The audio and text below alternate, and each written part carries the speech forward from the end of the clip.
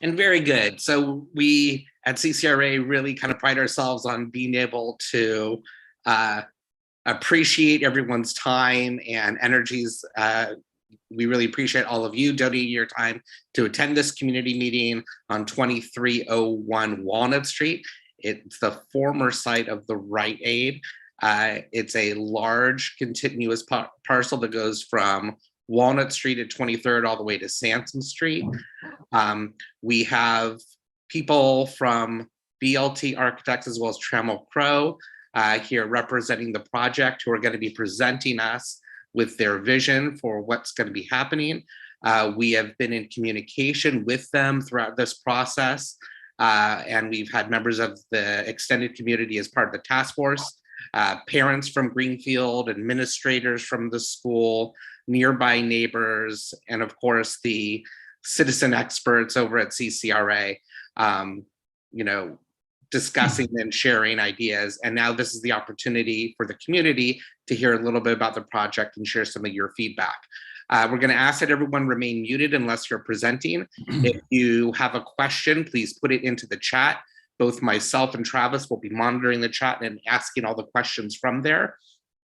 And we have a host of people from BLT and Trammell Crow who will be able to answer those questions. And then if there are things that we need to follow up with, we'll be able to get additional information out, and CCRA will send that out via the CCRA website and other community forums.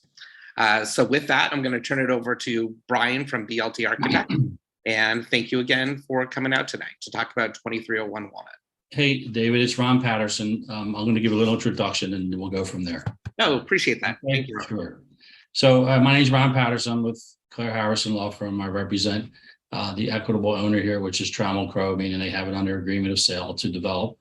And the application, it's a zoning application regarding a complete demolition of the existing structure to construct one detached standalone 11-story building, having an underground parking garage, having 32 parking spaces. On the first floor would be a residential lobby, some amenities, and a commercial space about 8,100 square feet. Floors 2 through 11, 172 single-family dwelling units, and a roof with mechanicals and decks, etc. And so the procedural zoning setting is that we did file this application. It's a by right application under the zone CMX4 zoning district and all of the overlays.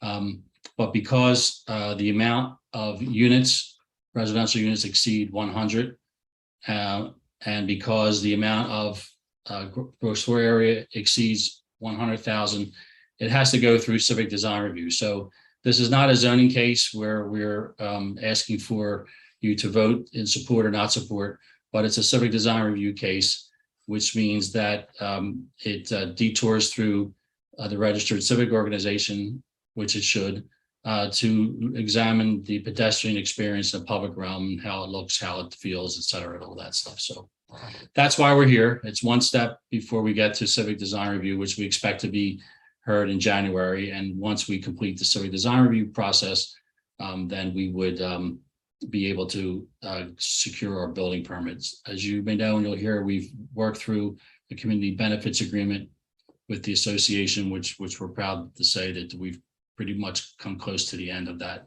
So with that said, I wanted to introduce Chris Sensendiver. He's with Trammell Crow. He'll give you a short and brief introduction about Trammell Crow and who they are and what we plan to do, and then we'll get in immediately into our presentation. So Chris. Thank you, Ron. Good evening, everybody.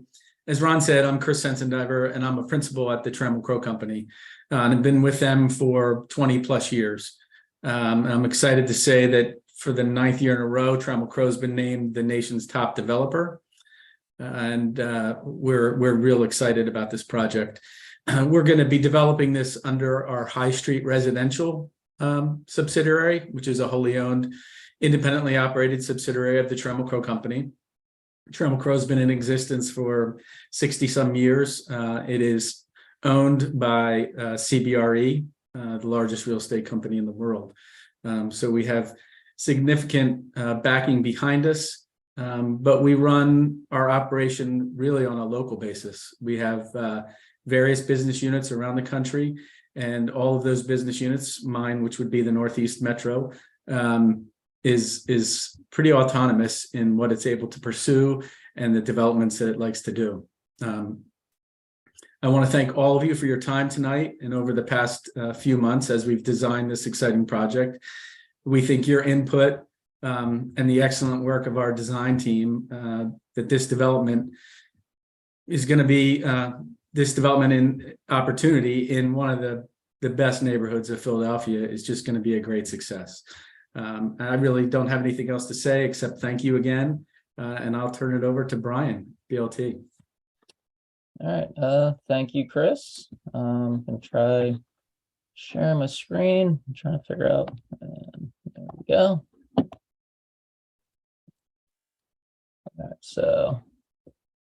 All right, so not sure if you can see my screen yet. We can. And thank you everyone for your time this evening. I'm Brian Johnson, the project architect and associate of BLT Architects. And we will briefly move through the documents we have prepared for Civic design review. We request that all questions are held until the end, at which point we can revisit any material that's presented tonight. So in this first slide here, you can see the aerial perspective that shows the site outlined in red. The site is currently utilized as a surface parking lot with empty retail space over a private parking garage, which will be demolished. Selected photographs show the existing neighborhood around the site, including large-scale residential buildings along Walnut Street and buildings that reflect a varied color material palette recognizable throughout the neighborhood. Here again, we see the warmer tones present throughout the neighborhood. In the left image is the building directly south of the site, which has white frame with warm-toned infills. And then views of 23rd and Sansom show a mix of smaller and larger residential buildings common at this location. In the left image, you can also see 3 existing street trees on 23rd Street, which will remain. There are a large number of underground utilities that run under 23rd Street and Walnut Street, which is preventing us from adding additional tree pits to this project. Views on Sansom Street show how this is a much wider street compared to some of the other streets, and then Bonsall is obviously a much narrower historic residential street. And then here we have some additional views of Bonsall, which show the difference in elevation between Walnut and Bonsall and the slope across the site as well. We will require the contractor to provide appropriate tree protection for the existing trees on Bonsall during construction. This existing site information shows the structures and the surface lot that comprise the current site. And on the civil plan, we show the existing street trees on 23rd Street to remain, as well as Bonsall Street, with one new tree on Bonsall to fill an empty tree pit there. New tree and planters are proposed for 23rd and Walnut Streets, but that's pending PennDOT and streets approval. The contractor is cognizant of the nearby Greenfield School and will schedule deliveries on Sansom Street during construction accordingly. This proposed site plan highlights the public space off Walnut Street, which includes additional trees and landscaping, as well as seating areas for use by the neighborhood. The landscape plan includes images of the plantings proposed for the project. They include drought and salt tolerant perennials, grasses, and shrubs, and indigenous tree species. In response to comments we previously received from CCRA, we've added 2 additional trees on 23rd and 2 additional trees on Walnut Street in planters.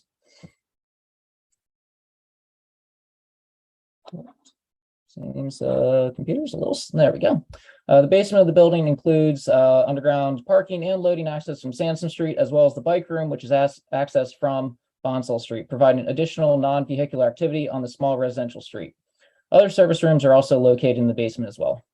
All vehicular activity has been concentrated on Sansom Street to avoid disruptions to the neighborhood, and the contractor will hold a town hall prior to the start of construction to address concerns about the construction process. On the ground level, we have the public space, which is activated primarily by the residential lobby on the east edge and overlooks Bonsall Street on the west edge. Retail is located on the prominent corner of 23rd and Walnut Streets to provide on-grade access while having some access to the public space as well. Residential amenities are located along Sansom Street, which provides eyes looking down on Sansom Street to provide a little additional security at night. Here are the typical residential floor plans for levels 2 through 11 and the roof level, which includes indoor and outdoor residential amenity spaces. And here again is that aerial view of the site, which hints at the transitional nature of this site's location between University City across the Schuylkill River and Center City, as well as a mix of large and small scale residential buildings. And here's that same view with the new residential building placed in context. The new building is similarly scaled to the buildings directly to the south. In the shadow studies we prepared, the purple region shows the minimal new shadows the building will cast on the neighborhood. We have done these studies for each season of the year at morning, noon, and evening. And the site sections here show the building in relation to similarly sized buildings to the south, as well as the taller residential buildings nearby in the neighborhood.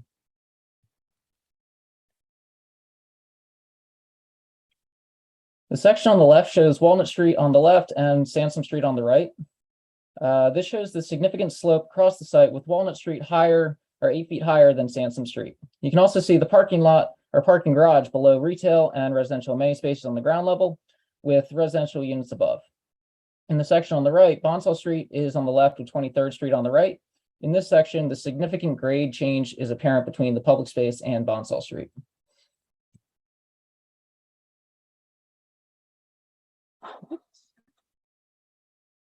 In the north elevation, we have a brick podium, which contextually ties to the materials of the neighborhood and provides texture and pedestrian scale to the streetscape. In response to your comments, we have altered the color palette by using two-toned warm metal panels for the residential tower above, which harkens to the warm white limestone and warmer tones of the surrounding neighborhood. The west elevation shows that we treat every elevation as the front of the building and continue the brick on the podium and warm metal panels on the tower. The south and east elevations further show the continuation of the brick podium and warm metal panels on the tower around the entire building. In this perspective view from the corner of 23rd and Walnut Street, we create rhythm with two-toned warm metal panels and varied sizes of windows. On the right are the materials for the podium and tower that are used throughout the project. And looking from the corner of 23rd and Sansom, more of the masonry podium is revealed due to the slope of the site. In these additional sketches, we make our way down Sansom Street to Bonsall Street. On the right is the greenery cascading down from the public space, which softens the edge on Bonsall Street. In this view on 23rd Street, looking north, the masonry podium with accent choruses of brick provides detail and pedestrian scale to the base. This view on Walnut Street looking east shows the entrance to the public space. Bonsall Street again is softened with greenery that spills out of the public space down onto Bonsall itself. In this next image, the gates to the public space are in the open position, welcoming the neighborhood during the day. And here's the entrance to the public space with the gates in the closed position in the evening. We appreciate the support of CCRA for our provision of decorative screening to provide after-hour security on Walnut Street. And finally, we have a view looking into the public space enlivened by seating areas, plantings, and additional trees. We've created a focal point with a feature tree, which is a red Japanese maple at the north end of the space. At this point, we'd like to thank Center City Residents Association for setting up this meeting to present this project, and we'd be happy to answer any questions as mediated by CCRA, and I'll hand it back to David at this point. Thank you very much. I'd like to remind everyone that, again, this is a by right project. So if you have questions, please type them into the chat, and we are able to field them as they pop up.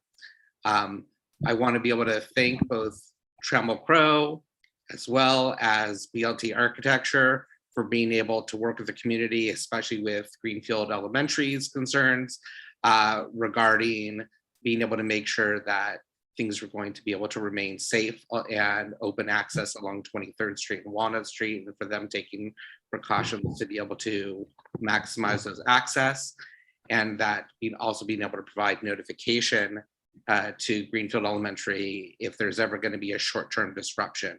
But generally, the general provision that we're very, very appreciative of is that they are mindful of the school schedule. They know when the school is going to be in session. They know when pickup is. They know when drop off is. Their vendors and agents are going to be notified of these things to be able to minimize disruption during a construction project.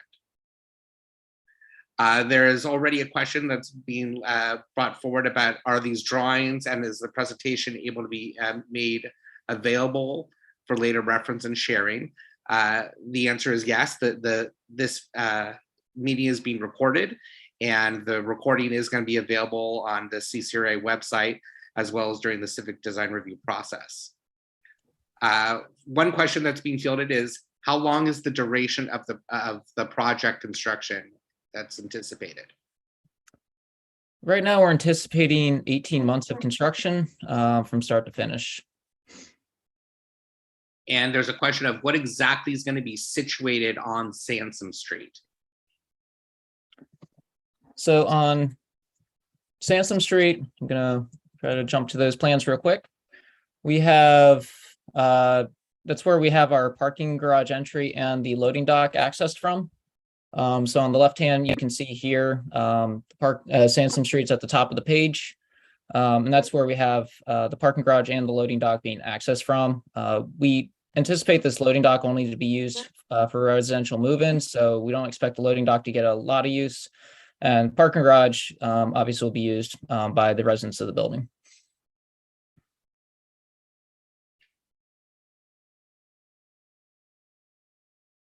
All right, we have a question. When do you anticipate construction starting and ending? And will 23rd Street or Walnut Street car traffic be blocked at times? So for 23rd Street and Walnut Street, there we have the contractor has proposed closing the sidewalk on 23rd Street, but no lane closures for traffic are proposed. And as for the other part, I think Chris, I would defer to Chris Senstiver from Trammell Crow. I think when construction is anticipated to start. Sure. Obviously, the sooner the better. From our perspective, time is always the enemy on these projects. So we're going to continue moving forward through the approval process, submit for building permits, and hopefully start the project, this spring, early summer. There's a question about notification to Greenfield. How far in advance will you know when you need to have street closures, and when will you be able to notify Greenfield if pickup or drop off is going to be affected? I'm not sure I could answer that one fully. I think our contractor could answer that, but as we mentioned in the CBA language, we were going to work very closely with Greenfield, and 23rd Street won't be closed at all. Just that sidewalk would be closed. So hopefully it does not affect pickup or drop off for the Greenfield school at all. So what this means for people in the community is that the project, its agents, its contractors, the architects, the developers are aware of when the morning drop-off period is, when the afternoon pickup area is. And so if something like a crane is having to come in, they're able to take precautions that it's coming in either after hours or would come in over a weekend. And if there is some emergency that has to happen where it has to come in either during the school day or during one of those times, that adequate notice will be given to Greenfield, and that they're even willing to put up funds for crossing guards and things like that to maximize and make sure that everyone is going to be able to proceed safely during those times if they should come up. Now, the next question is, will you need to dig deeper for foundational work? And what are the implications for structural and noise damage to nearby houses? We saw some shadow studies, but nothing else structural. That one's a great question. There is obviously some foundation work that needs to be done, but there's no underpinning outside the site. It's all contained within the property line of the site. So any excavation would not extend past the property line of this project. And what are the projected price points for the residences? Who's your target market demographic? We're still working through that to some extent as pricing for this project happens. But I would say our target market for renters would be young professionals that are working in the University City area in the thriving and booming life sciences business, as well as at University of Penn, Hospital and CHOP, etc. I think we would probably try to shy away from graduate students as much as we could, because they make leasing and renewals a little bit difficult because they all come at the same time. So we're going to be a little bit more upscale and try to find a renter that is a young professional that's either working in the city or working in University City. That's the plan right now. Is there a lighting plan that you're able to share at this time? I guess the question is that for the exterior lighting of the building? Yeah, I think that people want to know if there's going to be like any building lighting that might be clearing for like the neighborhood. No, so for that I think we've conceptually thought about the lighting. Milton, I think, is also from our office on the line as well, who might be able to answer as well. But any lighting, we're not looking to do any major architectural lighting on the building. Not trying to light this up or anything like that. Just trying to provide kind of some down lighting to keep the sidewalk safe and keep that public space pretty well lit at night, but with appropriate cutoffs on the light fixtures, so they're not bleeding out past the too far past the property line. Also, not trying to bleed off the sidewalk either, where we are providing some light on the sidewalks. And how many parking spaces are included with the project? Currently, we have 32 parking spaces. 4 of those are electric vehicle charging, and 5 of those 32 are reserved for car shares, which we anticipate those car shares to actually be used by multiple drivers. So in theory, helping expand the number of parking spots by providing shared cars. And I believe this is during construction. What are the expected regular construction working hours, weekday and weekend, that are permitted? That one's a great question. We'd have to ask our contractor, get back to you. It's also, they'll cover all that in their town hall meeting that they'll set up prior to start of construction as well. There's a question, are you getting a variance because the 32 spaces is less than the 3 to 10 parking ratio? So you might need to explain how the parking ratios work with regard to the city code right now. So we are utilizing a reduction in the zoning code that is allowed, that lets you reduce if you replace, basically it's a 5-for-1 trade with auto share spaces. So each auto share space can replace 20 or 5 spaces. And there is a limit on that reduction, but I believe it is no more than, I think, 20% reduction taken that way. Might be 40 off the top of my head. I can't quite remember, but we are within the zoning allowances. Yeah, again, this is fully compliant with the regular parking requirements as specified by the zoning code. People are asking about garbage collection. Like, where will that happen? So the garbage. Oh, sorry. Go ahead. I was going to say, from a timing perspective, that's really up in the air right now. We haven't gotten that far from an operational standpoint. But Brian, talk about where the pickup would be. So, I mean, on this plan that's currently on the screen, once again, if you look at Sansom Street, we have the main trash room for the building off that loading dock. So the trash room, unless there's trash being collected, that trash room is going to be closed. So there will be no odors coming from that space. And the trash truck would actually pull into that loading dock, grab the trash or roll the trash bins into it, collect it, and then drive off. People are asking if you're able to scroll back to the street drawing and point out somewhere where the down lighting on the sidewalks might be. For the exact locations, I don't think we've fully have finalized that, but right now, the main locations would be where we have building entrances. So such as this retail area would have a little bit of downlighting. And on ground level, we've got some emergency exits that have a little bit of downlighting as well. And I think we would like to understand if there is a little bit of action, if there is any that community is also potentially looking for, we may want to engage in that. But we just need to understand if it's more of or if the overall kind of street lighting that's already there provided by the city is adequate.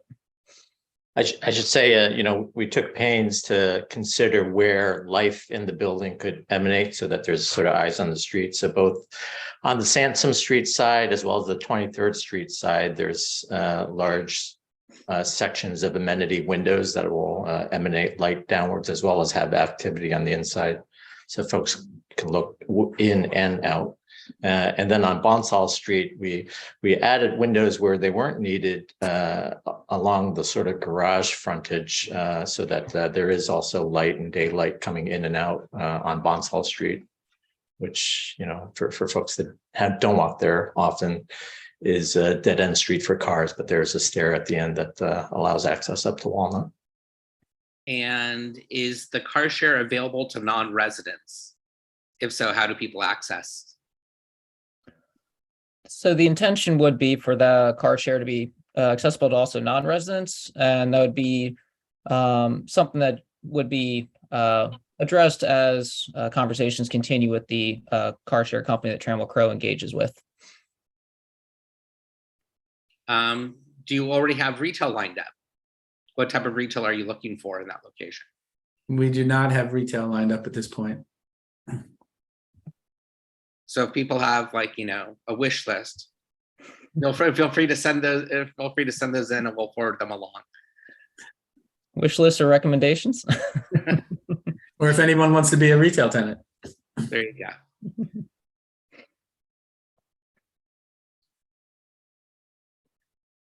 How many points of entry are there to the public space, and what security will there be for that area?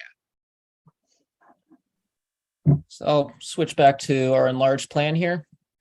And we have the main entry gate, which will be in the open position during the day. And we have a smaller door or smaller gate off to the side that's for after hours access when the gate is in closed position. So we do have this main entry off of Walnut Street. And then for emergency purposes, we do have a stair that discharges on the Bonsall Street, but that's not intended to be the main entrance to this space, as we don't want to encourage people to use the stairs. We'd rather have people kind of come into the main entry gate since it's a slight slope up and kind of encourage and get to engage in the space in a much better way. All right. Any additional questions? Travis, do you have any additional questions on your end? None on my end. All right. Well, I just want to thank everyone again for attending this public meeting. I especially want to thank BLT and Trammell Crow for being excellent partners during this process. Oftentimes when people have a by right process, they don't feel the need to have to engage whatsoever with the community. And, they not only reach out as a matter of course, as something that is a value for them to be able to get, community input, both with the RCO, Center City Residents Association, as well as with neighbors and nearby stakeholders like Greenfield Elementary. So it's very, very important. We really appreciate it.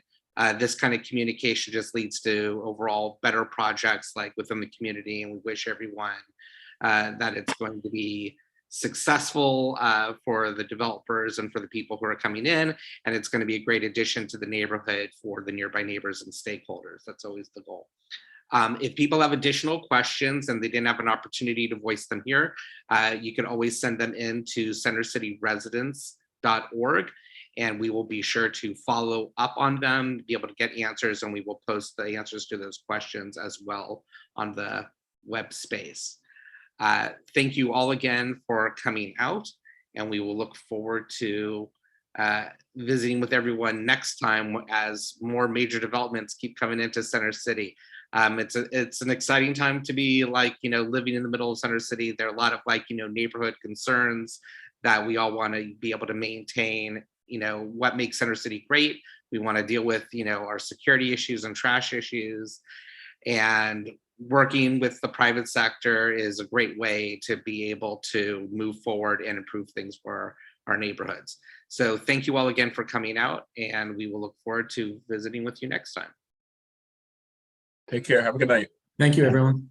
Thanks all. Thank you. Thank you.